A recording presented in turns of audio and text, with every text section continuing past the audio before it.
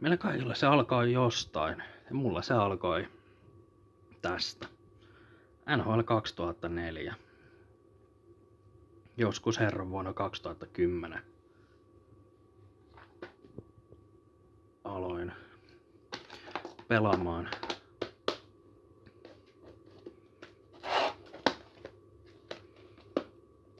ensimmäinen peli, mitä silloin legendaarisella Pleikkari 2 tuli pelattua, oli nimenomainen NHL 2004.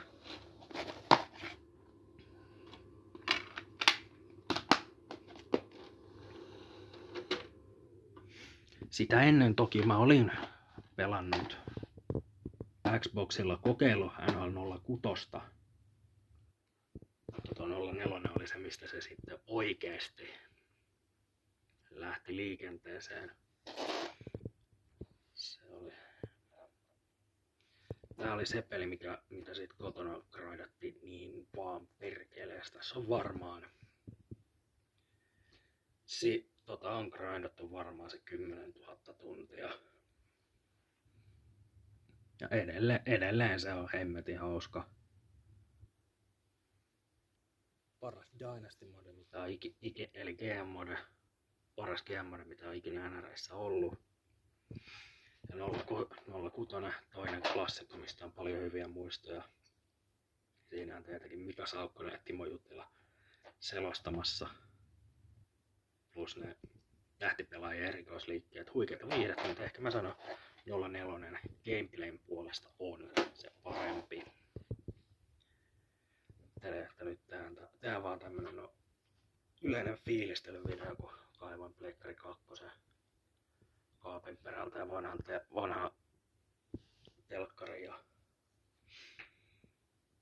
pistin pelit ehkä toimimaan. Katsotaan vähän mitä. Mä oon nyt tähän kasannut erinäisen läjän semmosia pelejä, mistä on jotain muistoja. Totta kai mulla on NHL 2004 ensin julkaistiin Danny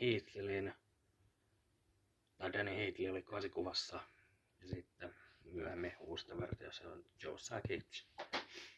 Tää on itse asiassa se alkuperäinen, tää on myöhemmin hankittu.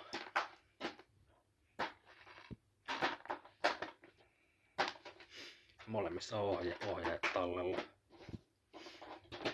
Sitten itse asiassa tää on Fajan peli alun perin. Totta kai kun vähän NRiä on hakattu, niin sitten grindattiin Fifaa myös. FIFA 07. Sitten voi sanoa, Fifat on aina ollut hyviä. Sitten lähdetään oikeasti semmoiseen, koska tuossa on varmaan. Siinä on kanssa semmonen peli, mitä on niinku. Sitä on jauhettu varmaan 1000 tuntia. Broidethan aikanaan sai synttärilahjaksi. Tätä sit tarina läpi, kaikki freeplayt läpi, kaikki hahmot kerättiin ja siihen me kaikki, jotka on tuota peliä pelannut, tietää, että siihen meni aikaa, kun siinä oli Falcon Flight-kenttä, oli legendaarinen rahankeruukenttä. Se lennetään Millennium Falconilla asteroidivyöhykkeen läpi. Siitä kerättiin aina rahaa, hakattiin sitä uudestaan sitä samaa kenttää, että saatiin Boba Fett tai Darth Vader tai Darth Vader, Palpatine tai mitä milloinkin oltiin päätetty, että toi tyyppi me halutaan seuraavaksi. Sitten sama syssyy tuli, tai vähän myöhemmin tuli Indiana Jones Lego-peli.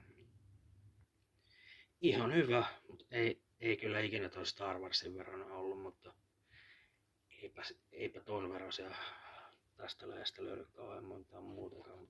Tää tuli kans läpi hakattua aikanaan huikea peli ja siitä mennään muutama vuosi eteenpäin.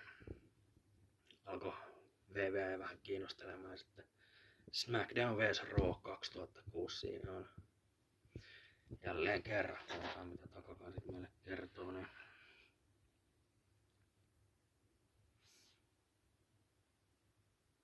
Sieltä löytyy New General Manager Mode. Pääsee SmackDownin tai Rawn GM-nä buukkaamaan matseja ja tavoitteena on totta kai vuoden aikana voittaa toinen show katsojaluvuissa. Se on huikea Ruthless Aggression eran rosteri. John Cena, Batista, kanssa kovasti Triple H, Undertaker, Kurt Angle löytyy vielä.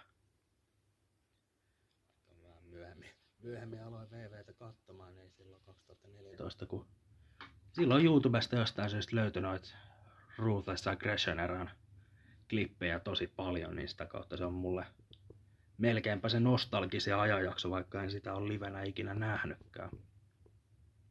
Totta kai täältäkin löytyy Rey Mysterio, mun all time favorite painija ikinä.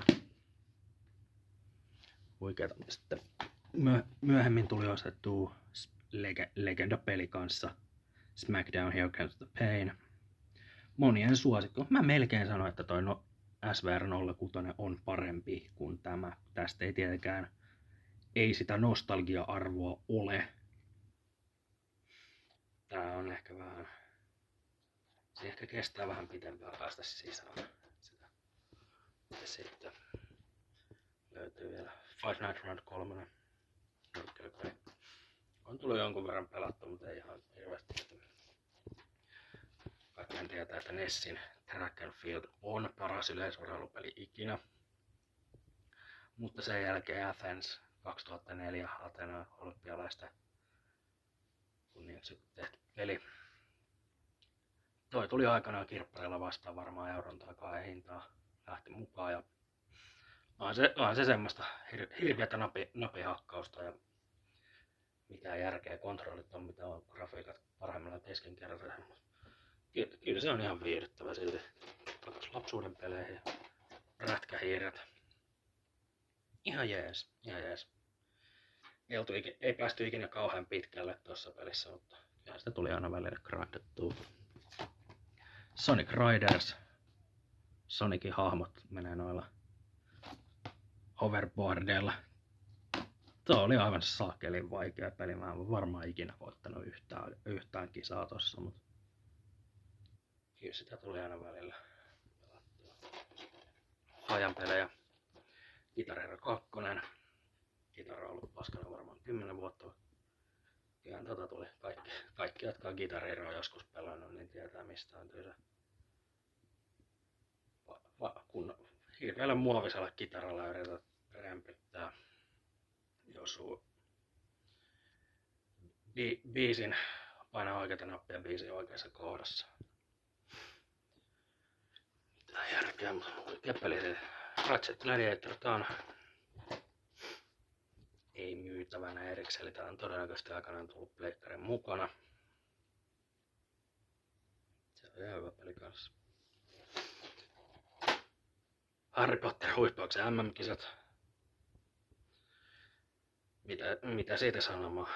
Nää on just tämmösiä. Meikäläisellä oli myös se tietty Harry Potter-vaihe.